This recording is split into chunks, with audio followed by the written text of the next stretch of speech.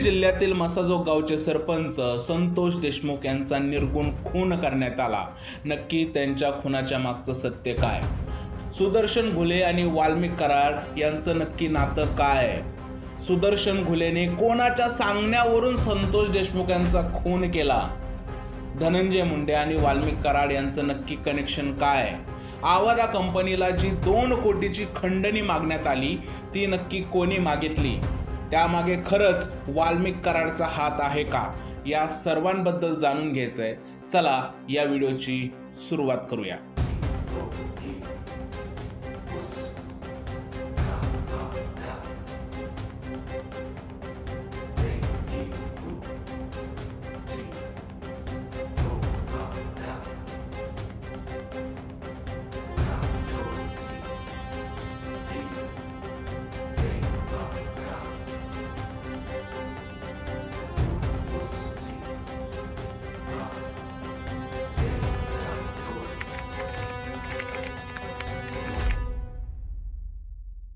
आवादा green energy या कंपनीने मसाजोग गावातील 11 शेतकऱ्यांची वेअरहाऊस उभा करण्यासाठी 30 एकर एवढी जमीन घेतली होती।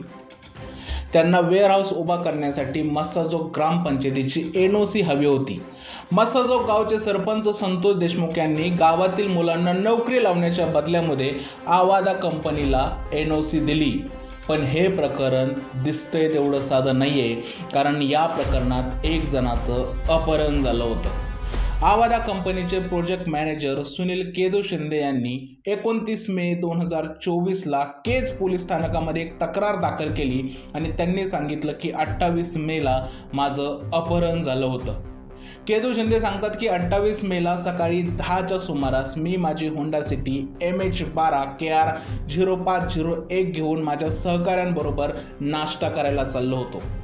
थोड्या अंतरावरती गेल्यानंतर पाठून एक पांढऱ्या रंगाची स्कॉर्पिओ MH15 EB 2682 ही गाडी आली आणि या गाडीने आमची गाडी थांबवली। त्यातून 6 इसम उतरले आणि त्यांनी माझं अपहरण केलं। ते मला एका अज्ञात जागेवरती घेऊन गेले आणि त्यांनी मला सरळ सरळ शिवीगाळ केली आणि मला विचारलं, पवनचक्कीच्या कामाचं जमीन अधिग्रहण आणि रोडचे काम तुम्ही कोणाला विचारून करताय? जर का तुम्ही ही कामं आमच्या व्यतिरिक्त कोणाला दिली तर आम्ही तुमचं काम बंद पाडू। मग तुम्ही कोणत्याही पुढाऱ्याकडे जा, नाहीतर कोणत्याही पोलीस स्टेशनला जा, आम्हाला काही सुद्धा फरक पडणार नाही। अशा प्रकारचा सजग दम जो आहे या लोकांनी सुनील केदू शिंदेला दिला। आता या प्रकरणाचा आणि संतोष देशमुख यांचा हत्येचा नक्की काय संबंध आहे हे तुम्हाला मी थोड्या वेळेत सांगतोच। 6 डिसेंबर 2024 ला आवादा कंपनीच्या वेअरहाऊसच्या समोर एक काळ्या रंगाची स्कॉर्पिओ MH44 Z9333 ही गाडी आली। त्या गाडीतून सुदर्शन घुले, प्रतीक घुले, अशोक घुले आणि इतर लोक उतरले।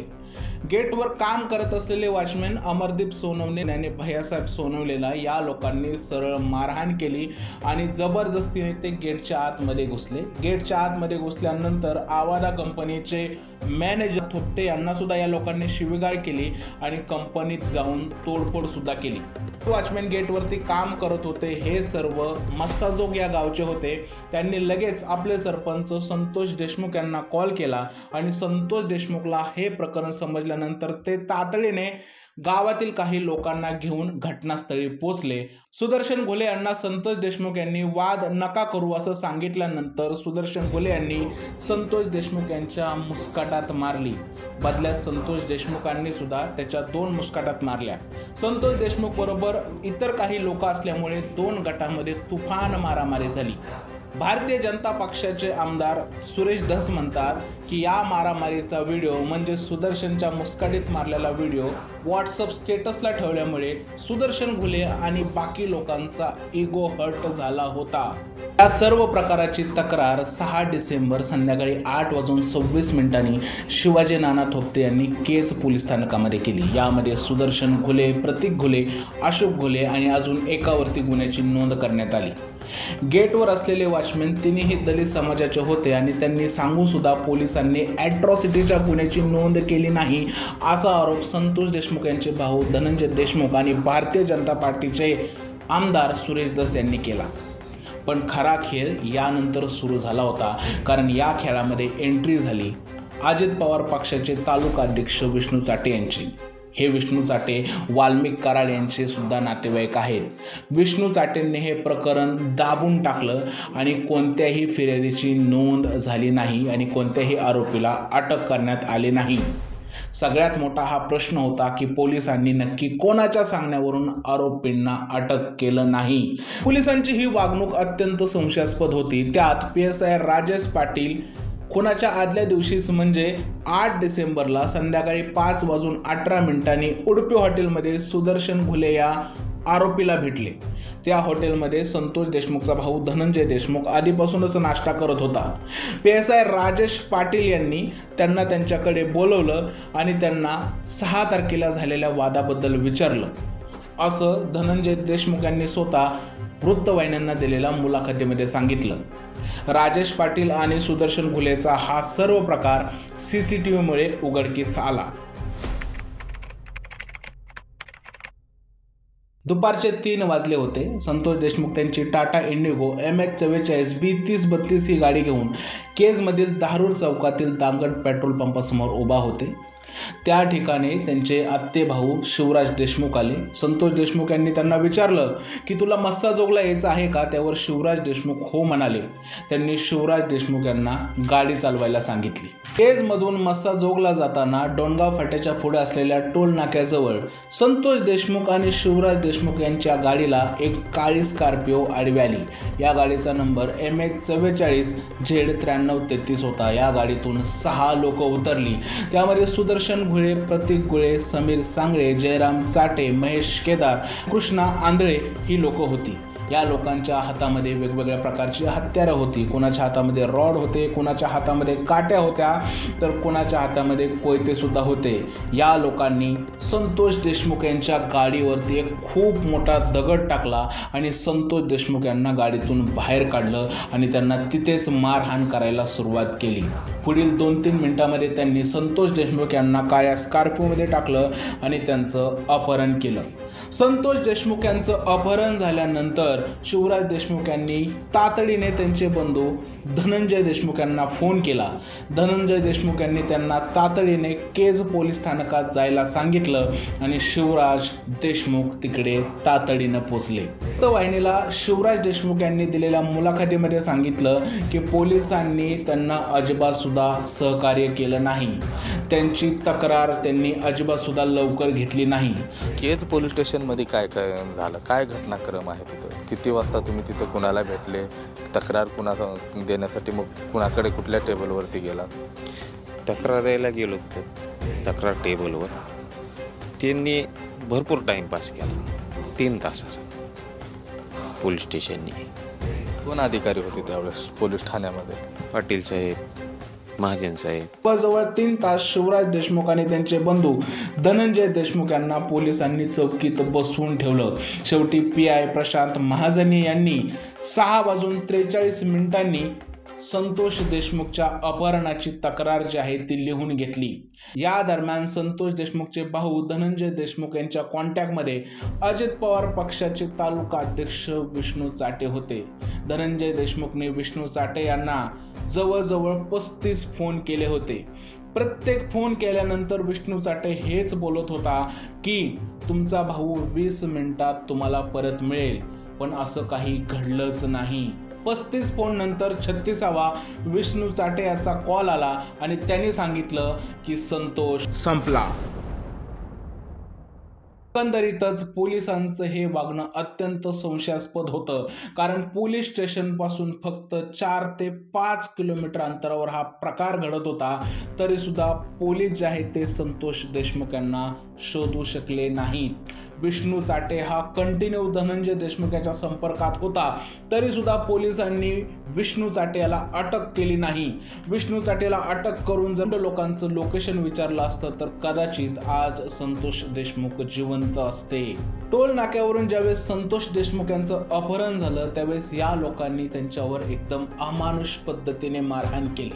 लोखंडी रॉड असतील, काटेरी तारा असतील, काट्या असतील, अशा प्रत्येक गोष्टीने संतोष देशमुखवरती वार करण्यात आले.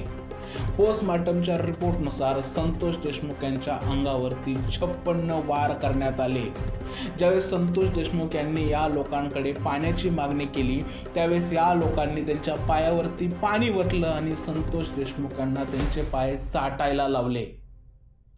या सगळ्या प्रकाराचे हे लोक अत्यंत मजा घेऊन व्हिडिओही बनवत होते. पोस्टमॉर्टम रिपोर्टच्या अहवालानुसार संतोष देशमुख यांच्या अंगावरती 56 वार होते. हॅमरेज मल्टिपल इंजरीजमुळे संतोष देशमुख यांचा मृत्यू झाला. यामध्ये त्यांच्या चेहऱ्यावर भयानक मारहाण झाली होती, त्यांच्या डोक्यावर मारहाण झाली होती, त्यांच्या पाठीवरती मारहाण झाली होती, त्यांच्या अक्षरशः डोळ्यावरती सुद्धा मारहाण झाली होती. या मारहाणीतून त्यांच्या अंगातून अति रक्तस्राव झाला, त्यामुळे त्यांचा तरपडून मृत्यू झाला. अशा प्रकारचा अहवाल जो आहे तो पोस्टमॉर्टम रिपोर्टमधून आला. पोलिसांची वागणूक संशयास्पद होतीच, पण त्यात महाजनी हे जे पोलीस अधिकारी होते त्यांनी संतोष देशमुख यांना शोधण्याचा पुरेपूर प्रयत्न केला. संतोष देशमुखला शोधण्यासाठी महाजन यांनी 2 टीम बनवल्या होत्या.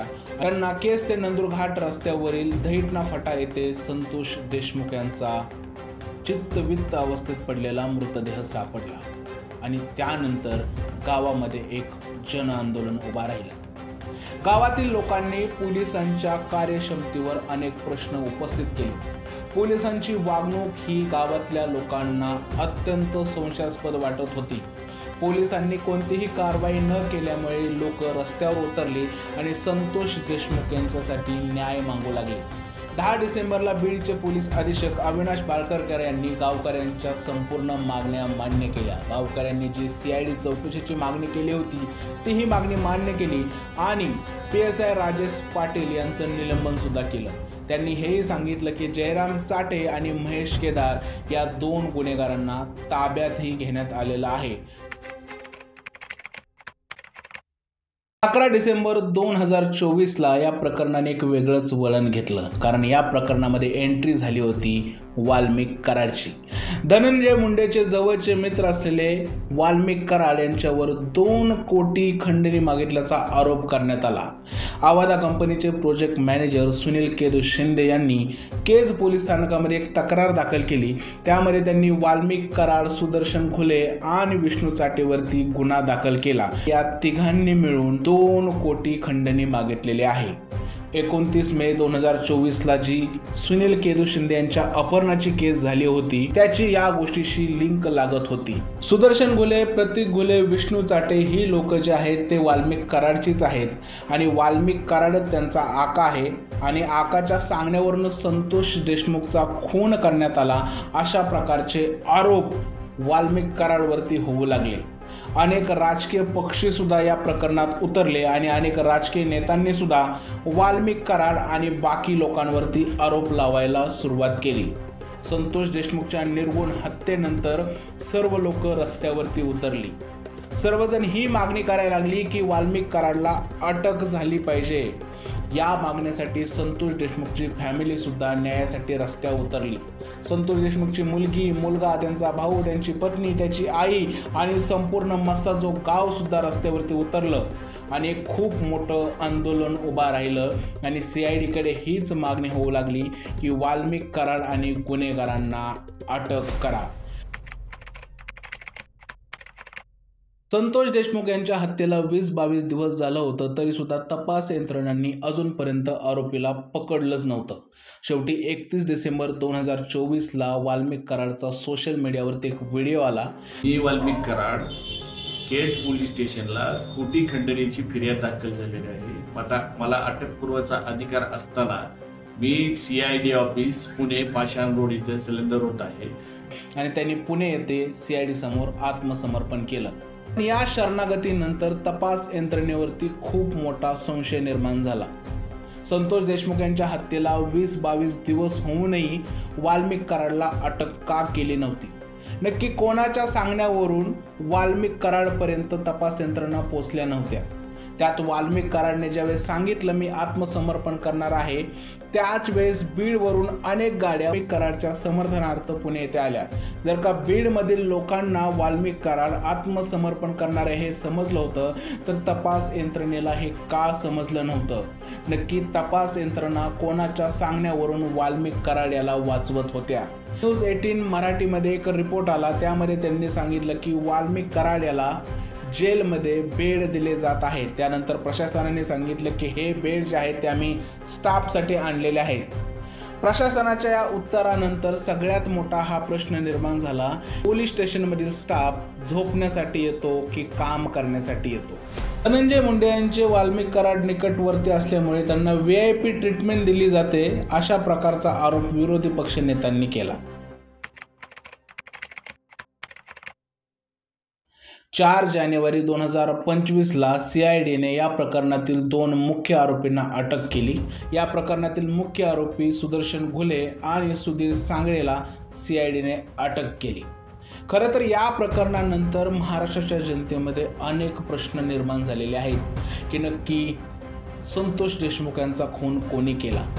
सुदर्शन घुलेसारख्या गुन्हेगाराला नक्की कोण पाठीशी घालतंय? वाल्मिक कराड हा जर का मोठा गुन्हेगार आहे तर त्याला एवढ्या दिवस पोलिसांनी अटक का केली नाही? धनंजय मुंडे आणि वाल्मिक कराड यांचे नक्की संबंध काय आहेत? वाल्मिक कराडवरती खंडणीचा गुन्हा आहे तर त्यावरती कारवाई होणार का? खरं तर महाराष्ट्र सरकारने संतोष देशमुख यांच्या फॅमिलीला 10 लाख रुपये दिले, पण महाराष्ट्र सरकार संतोष देशमुखच्या मुलांना त्यांचा बाप परत मिळवून देणार आहे का? महाराष्ट्र सरकार संतोष देशमुखच्या भावाला त्याचा भाऊ परत मिळवून देणार आहे का? त्याच्या आईला त्याचा मुलगा परत मिळवून देणार आहे का? महाराष्ट्र सरकार त्याच्या पत्नीला त्याचा पती परत मिळवून देणार आहे का? हे असं होऊच शकत नाही, कारण पोलिसाच्या ढिसाळ कारभारामुळे संतोष देशमुख यांचा खरं तर खून झाला. बीड जिल्ह्यातील हे जे गुंड मंडळी आहे ते एका रात्रीत एवढी मोठी नाही झालेली आहे. बीड जिल्ह्यामध्ये हा जो प्रकार आहे तो खूप दिवसापासून सुरू असणार. फक्त संतोष देशमुख यांच्या हत्येनंतर यांचा हा सर्व प्रकार, यांची ही सर्व गुन्हेगारी महाराष्ट्राच्या समोर येते. सुदर्शन घुलेसारखे अपराधी आवादा ग्रीन एनर्जी एवढ्या मोठ्या कंपनीकडे खंडणी मागण्याचं धाडस करतात. हे धाडस त्यांना एका रात्रीत आलं असेल का? अशा गुन्हेगारांना नक्की कोण पाठीशी घालतंय? बीड जिल्ह्यातील तसेच महाराष्ट्रातील गुन्हेगारी कोण वाढवत आहे? महाराष्ट्रातील कायदा आणि सुव्यवस्था खरंच थाऱ्यावरती आहे का?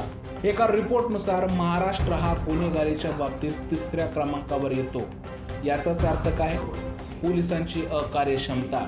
त्यामुळे महाराष्ट्रात गुन्हेगारीचं प्रमाण वाढलेलं आहे. खरं सांगायचं म्हटलं तर पोलिसांची अकार्यक्षमता आणि सिस्टीमच्या नपुसंकतेमुळे संतोष देशमुख यांना आपला जीव गमवावा लागला. महाराष्ट्रात जर का खरंच शांतता हवी असेल आणि महाराष्ट्रातील जनतेला सुरक्षित ठेवायचं असेल तर जनतेने निवडून दिलेल्या प्रतिनिधींनी जनतेला सुरक्षित ठेवायलाच हवं, नाहीतर संतोष देशमुख सारखे नाहक बळी महाराष्ट्रात जात राहतील. भेटूया पुढच्या व्हिडिओमध्ये. तोपर्यंत भारत माता की जय.